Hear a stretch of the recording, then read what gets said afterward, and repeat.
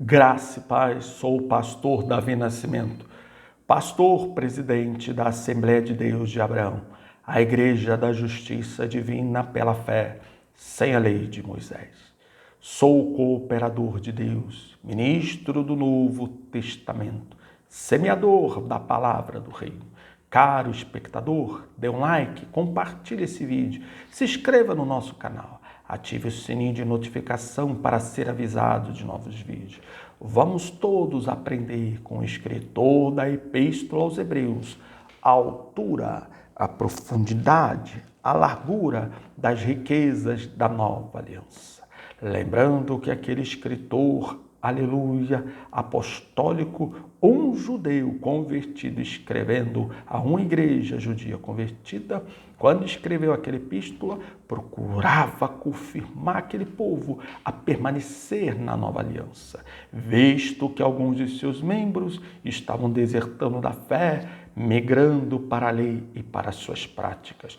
E no propósito de confirmá-los em Cristo, ele escreve aquela epístola, enumerando as distinções entre a aliança do Sinai e a aliança do Calvário, sempre nomeando a aliança de Cristo como nova, melhor, superior e eterna frente à primeira aliança.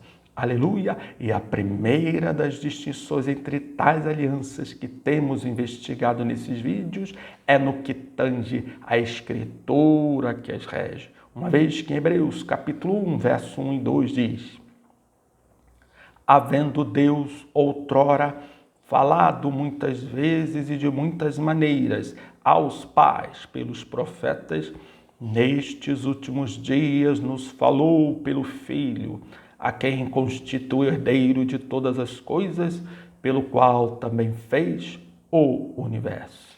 No passado remoto, Deus falou a Israel pelos profetas. Nos últimos dias, o Pai fala pelo Filho à sua igreja e continua a falar depois de sua subida aos céus pelos seus apóstolos.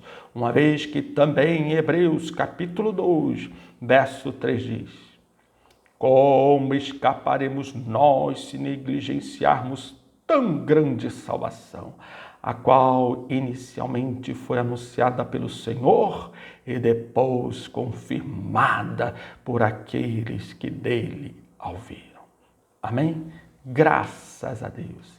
Neste vídeo em especial refletiremos sobre: apesar de a anterior aliança e sua escritura ter sido anulada, porque os santos apóstolos em algumas de suas pregações citaram textos das antigas escrituras. Amém? Graças a Deus. A palavra pregar, um verbo que indica ação, aleluia. Nós podemos, à luz da palavra de Deus, conferir como os santos apóstolos pregaram? Sim. Há um texto da Nova Aliança, o livro de Atos dos Apóstolos, que expressa, expõe as ações apostólicas durante suas vidas e ministérios. E é possível também, naquele livro, conferir a atitude, a ação dos apóstolos de pregar, no sentido de verificar o que pregaram, como pregaram e a quem pregaram. Porque tudo isso será significativo para entendermos por que eles, os apóstolos, em algumas de suas pregações, citaram escrituras da anterior aliança. Amém? E o texto que será objeto da nossa reflexão está em Atos dos Apóstolos, capítulo 4, verso 1 ao 22, que expressa a pregação dos apóstolos diante da liderança de Israel após a cura do paralítico que estava em frente do templo. Diz assim: falavam eles ainda ao povo quando sobrevieram os sacerdotes, o capitão do templo e os saduceus, ressentidos por ensinarem eles o povo e anunciarem em Jesus a ressurreição dentre os mortos. Eis aí, os apóstolos estavam ensinando a ressurreição dos mortos cumprida em Cristo. Verso 3, e os prenderam, recolhendo-os ao cárcere até o dia seguinte, pois já era tarde. Muitos, porém, dos que ouviram a palavra a aceitaram, subindo o número de homens a quase 5.000. No dia seguinte, reuniram-se em Jerusalém as autoridades, os anciãos e os escribas, com o sumo sacerdote Anás, Caifás, João, Alexandre e todos os que eram da linhagem do sumo sacerdote. E pondo-os perante eles, os arguíram. Com que poder ou em nome de quem fizeste isso? Perguntaram eles. Então Pedro, cheio do Espírito Santo, quer dizer, ele vai falar pelo Espírito, o que ele vai falar vai ser segundo o Espírito, não segundo a carne. Então Pedro, cheio do Espírito Santo, lhes disse: autoridades do povo e anciãos, visto que hoje somos interrogados a propósito do benefício feito a um homem enfermo e do modo por que foi curado, tomai conhecimento vós todos e todo o povo de Israel. Atenção, pregação a judeus, liderança e povo. Tomai conhecimento vós todos e todo o povo de Israel, de que, em nome de Jesus Cristo, o Nazareno, a quem vós crucificastes e a quem Deus ressuscitou dentre os mortos, sim, em seu nome é que este está curado perante vós. São Pedro, São João, os apóstolos se apresentam como testemunhas da ressurreição de Cristo mais uma vez e como representantes do nome de Cristo. Quer dizer, a pregação deles era para promover o nome de Cristo, seus ensinamentos, sua palavra, suas obras. Aí, finalmente, São Pedro cita Salmo 118, verso 22, promessa divina que se cumprir em Cristo. Segundo São Pedro, quando ele diz à liderança de Israel, ao povo, este Jesus é pedra rejeitada por vós, os construtores, a qual se tornou a pedra angular. Quer dizer, Cristo que trouxe a salvação pela fé nele e no seu evangelho, seria rejeitado pelos construtores, pelos fazedores de obra, pelos que insistem em viver de obras da lei, pelos que insistem em viver de obras de quaisquer credo, de quaisquer religiões. Foi profetizado que os que vivem de obras rejeitariam a Cristo, não se submeteriam à justiça pela fé. E essa promessa do Salmo 118, verso 22, São Pedro diz que se cumpriu em Cristo. E não é assim até hoje? Até hoje os que querem viver de obras, de quaisquer credo, de quaisquer religião, até hoje insistem em rejeitar Cristo, insistem em rejeitar a salvação pela fé. E o verso 12, São Pedro continua: e não há salvação em nenhum outro, porque abaixo do céu não existe nenhum outro nome dado entre os homens pelo qual importa que sejamos salvos. São Pedro se apresenta como pregador da salvação em Cristo e somente por meio de Cristo. Verso 13, ao verem a intrepidez de Pedro e João, sabendo que eram homens iletrados e incultos, admiraram-se e reconheceram que haviam eles estado com Jesus. Vendo com eles o homem que fora curado, nada tinham que dizer em contrário. E mandando-os sair do sinédrio, consultaram-se entre si, dizendo: que faremos com estes homens? Pois na verdade é manifesto a todos os habitantes de Jerusalém que um sinal notório foi feito por eles, e não o podemos negar. Mas, para que não haja maior divulgação entre o povo, ameacemo-los, para não mais falarem neste nome a quem quer que seja.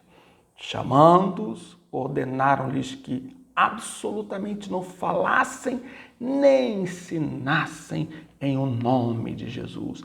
Até a liderança de Israel sabia que o discurso apostólico era distinto do discurso que pregava a lei e os profetas. Eles são precisos em proibir os apóstolos de ensinarem o nome de Jesus. Os próprios judeus e sua liderança sabiam que o discurso apostólico não era em prol da lei dos profetas, que o discurso apostólico não era uma reprodução da lei dos profetas, que o discurso apostólico era um anúncio do nome de Jesus.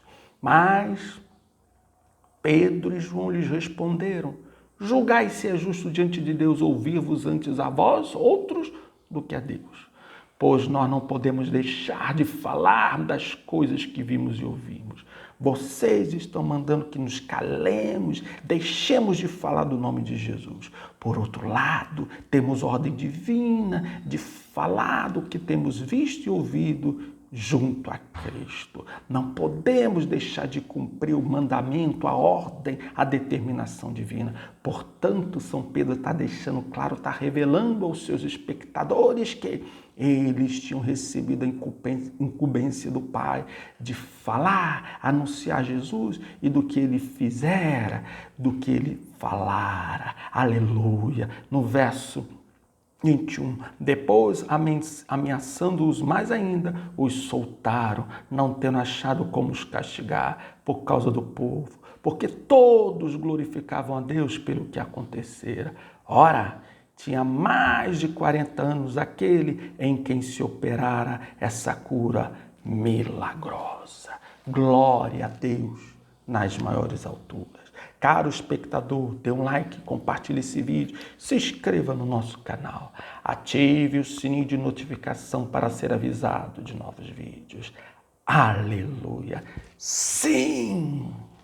Os apóstolos, em suas pregações, em algumas de suas pregações, citaram textos da anterior aliança. Mas a quem? A judeus, a liderança israelita. Por quê? Para quê?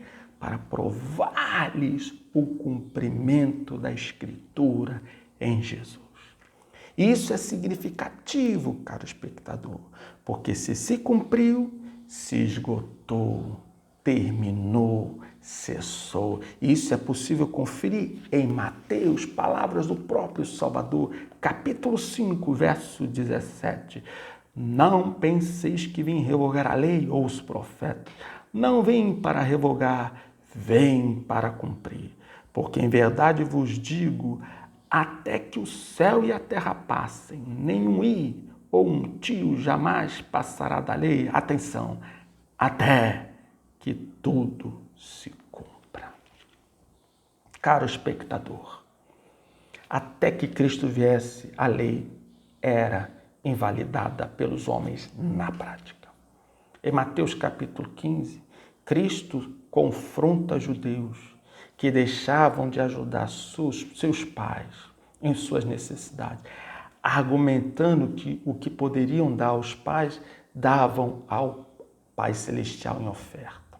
Cristo disse: vocês, pela tradição que vocês criaram, vocês invalidam a palavra de Deus, invalidam os mandamentos. Isso é possível conferir em Mateus 15.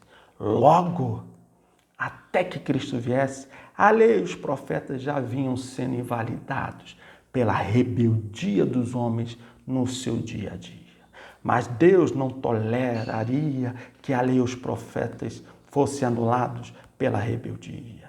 Sim, Deus anulou a lei e os profetas, como toda a anterior aliança, não em decorrência da rebeldia do homem que insistia em invalidá-la na prática. Mas Deus anula aquela anterior aliança, inclusive aquelas escrituras, pelo cumprimento cabal daquela aliança de suas escrituras na pessoa de Jesus Cristo. O Senhor foi bem claro: eu não vim abrogar leis profetas, eu vim para cumprir. Só que o próprio Cristo em seguida disse: não vai passar um tio ou um jota dessa lei até que tudo se cumpra, aleluia. Seja qual for o seu Deus, seu livro sagrado, sua religião, seu mediador, seu profeta, seu templo, seus preceitos, sua religião, com todo respeito e consideração te convido, venha para a graça de Deus, venha basear sua fé exclusivamente, somente na nova aliança, em Cristo, no seu santo evangelho, porque agora a lei, os profetas se esgotaram, se extinguiram, porque se cumpriram na presença, na vida de Cristo. Isso ficou certo nas pregações dos apóstolos, em nome de Jesus. Amém?